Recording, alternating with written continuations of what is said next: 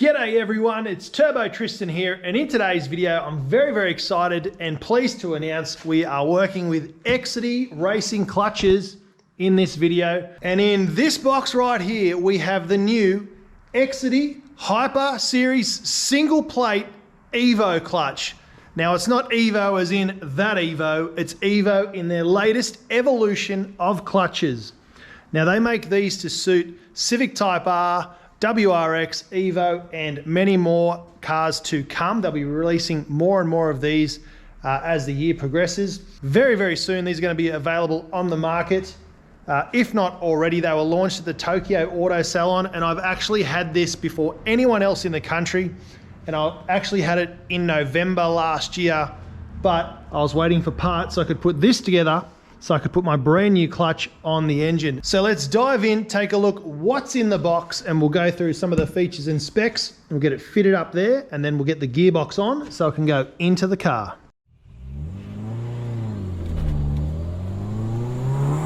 So this is the part number that I'll be running. And this clutch kit suits EVO 4 to EVO 9. Straight off the shelf, ready to bolt on up. And first of all, check out the packaging. We've got all the details here, all in Japanese. As I mentioned, this is the first one into the country. Bunch of decals. We've got the Exedy decals up on the wall there already because we love Exedy. We're running Exedy in Ronda, and I'll be running an Exedy clutch in my track Civic, which is coming up soon. Now let's have a look at this thing. I've already taken a peek, and I've got to tell you, it's beautiful. Check this out. Damn, have you ever seen a better looking clutch than that? Billet anodized cover, made in Japan, embossed, laser etched, all that sort of stuff. It is ready to go on there. Now, I'm going to pull it out, go through the different pieces that you get inside the kit, and then I'll clean everything up before fitting it to the engine. And we've also got some ARP bolts for the flywheel, so that will come in very handy. It's always a good idea whenever you replace a flywheel and clutch is to replace the flywheel bolts. So I'll be ordering some of those for my other cars when I do the new clutch next time around. So I wrote everything down so I wouldn't forget it. So the Exedy clutch kit weighs around about 1 kilo less than the factory one. Now you don't want it super duper light on a turbo car, being that they have slightly lower compression and there's turbo lag and boost. You want to be able to keep the rotational forces or mass or whatever the scientific term is going so the engine continues to spin, continues to rotate, build, boost. But you also want it lighter, not too much, but lighter so that it reduces lag and spools up quicker, revs out quicker. So that's what we're getting here with our 1 kilo saving. The weight further out, so the clutch cover here, the pressure plate, is actually heavier than the flywheel in the factory one, whereas on the Exedy clutch kit, it's the other way around. So I think moving the weight further in is better instead of further out, hanging on everything and hanging on all your shafts and stuff there. Now, we've done that for science. We know what it weighs. Now let's check out some of the other features and benefits. Alrighty, so the new clutch has a low wear organic friction plate with a super high torque capacity. So this is going to allow you, once you turn up the boost, make a lot more power. It's going to be able to handle the torque. And with the organic material in the clutch disc, it's going to be able to transmit the heat. It's not going to slip. And you're going to be able to increase the torque of the factory engine quite a lot whilst not losing any drivability. This is a smooth engagement, super lightweight. It's going to feel just like a factory clutch, maybe even better. I cannot wait to get it on the road and try it out. Super excited for that. So the overall lightweight efficiency of the clutch kit means better throttle response, acceleration response, and engine response. And the high rigidity aluminium pressure plate improves pedal feel on the clutch. So this is a really good upgrade over the standard one. This thing, it's really heavy. It weighs more than the flywheel, more than the disc that was in there. And as you can see, by all this dust coming out, that thing was cooked. That may even be an aftermarket flywheel. I'm not even sure. But one thing I did not like how that clutch felt in the car before. It was very notchy, touchy. So we've replaced everything in the drivetrain.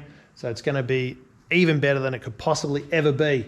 Now, we need to get this set up. And the first thing you're going to want to know is, what are the torque specs? Well, thanks to the super efficient Japanese, they have crank bolt torque specs for all makes and models. So Nissan, Mitsubishi, Toyota, Subaru, Mazda, and Honda is listed in here.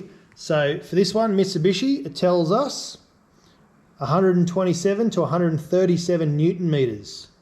If you have a Honda, it tells you 118 or 123. So they cover everything over in here. And it also shows you the pattern on which to bolt everything down. So if you've got a 7 bolt like we have, 6 bolt, it's all listed in there, 8 bolt. And then it tells you the specified torque for the clutch cover bolts. Now it comes with these really awesome Allen key bolts, built-in flange. So we're going to use some Loctite on those and some Loctite on the flywheel bolts. And we'll get this all situated up. I'm very excited to see what it looks like on the car. So let me put this down, get this installed, get out the torque wrench and make it happen. Okie doke, flywheel is on, and I've torqued it to specs as per the ARP bolts, which is 95 foot-pounds. In Newton meters, we are very close. So this is pretty well bang on in the middle. We're about 130 Newton meters. So that should be perfectly fine. Plus we've got Loctite on there. I could go a little bit tighter. Maybe I'll do another 2 or 3 Newton meters on top of that. Now that's all done, but the number one thing that I need to do after that is get my brake cleaner and clean all of this up and get rid of all of that extra grease there so it doesn't flick out into the clutch. So now that that's all tightened down, or once I finish tightening it down, I'll clean that with brake cleaner. I've got it all here handy, ready to go. So we'll give that a good solid clean once I've retorqued those just a little bit extra. It's all cleaned up, both sides, both faces of the clutch kit. And I've got everything just set aside at the minute because, silly me, forgot to get a clutch alignment tool. So this is gonna have to wait till tomorrow, which sucks because I was really looking forward to sticking the gearbox on and getting it all up in the car and off my floor. As you guys know, getting stuff up off my floor and back in the cars is my favorite thing to do whenever I'm doing these types of builds, because I just get sick of looking at everything on the ground, and yeah, I just want it back in the car where it belongs and piecing things together. So satisfying when it's going back together. Picking up right where we left off, we now have a clutch alignment tool, and I'm ready to set the clutch up once and for all and get the gearbox on. But first, here's something I've been doing just tonight. Believe it or not, this is not powder coated. This is a rattle can job.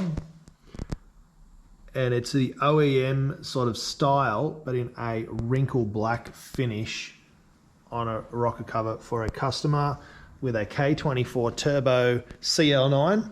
So that's what I'm going to be sticking on the weekend, as well as a Brembo big brake kit. So should I film that? Should I do a little video on that? Let me know in the comments below. But time to get this clutch on. I've been and seen the guys at Exedy today.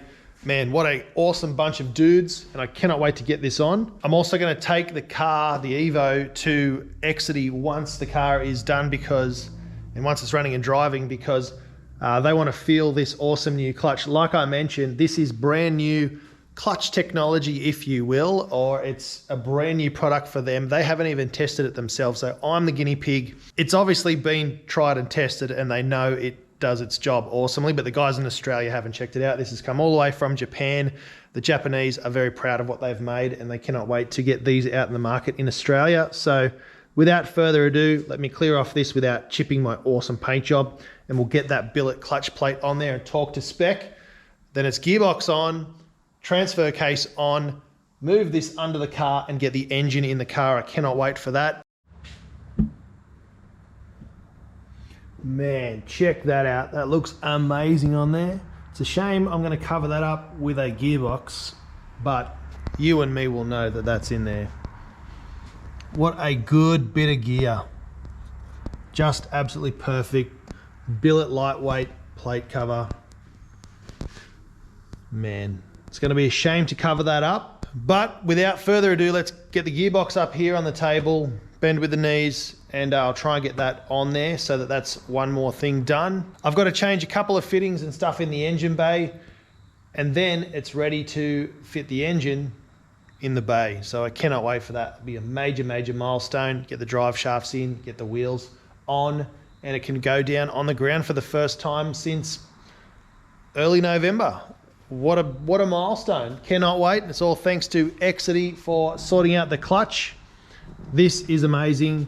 So look them up. There's also some clutch kits on the spoolup.com.au website for Hondas. I'm going to be running one in my K-Swap build, which is coming up very, very soon. Once this one's done, we might see if we can finesse Zach a nice beefy clutch and flywheel combo for his race car, if it needs it soon, which it probably will. It's copped a bit of punishment. Surprise! The engine is now in. Everything is buttoned up as far as the driveline goes. We've got the drive shafts in, lower control arms in, and of course the engine in with all the engine mounts and everything all buttoned up.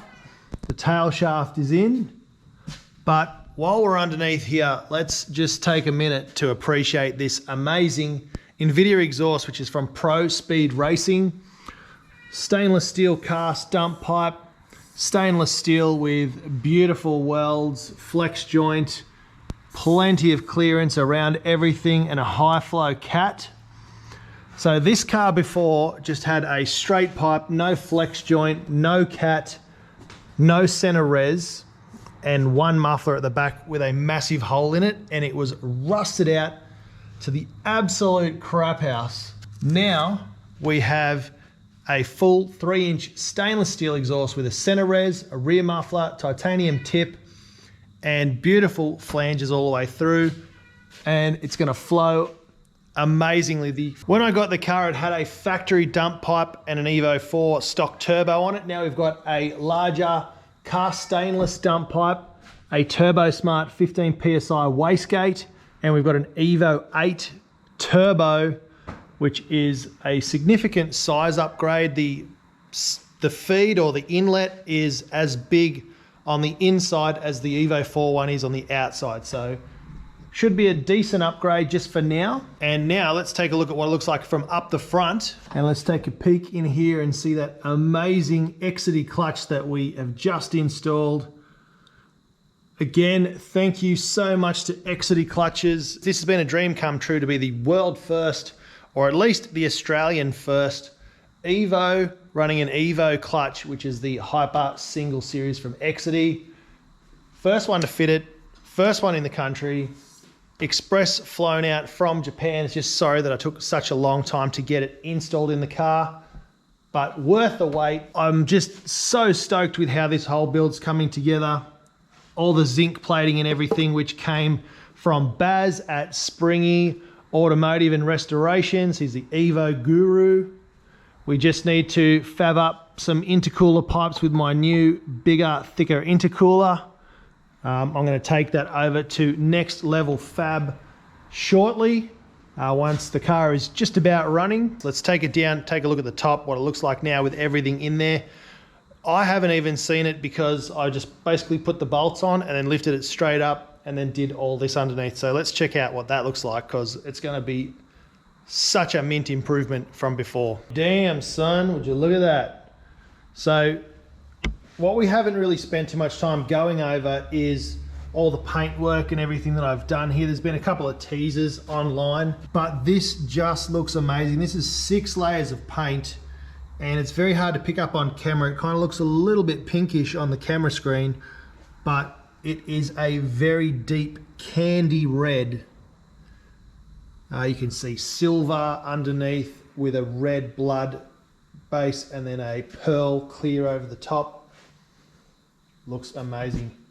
And you can see the NVIDIA exhaust there. We've got the RACEWORKS intake. We've got the makings of that. We're just going to do a little S-bend up here to our BMC air filter. Of course, we've got to plug in all the wiring. I've got to make some lines here. So we're just going to do a little loop here with the return. So it's going to go to the reg here, and then underneath there's a fitting to go down to the return. Just keeping it simple, -6 lines.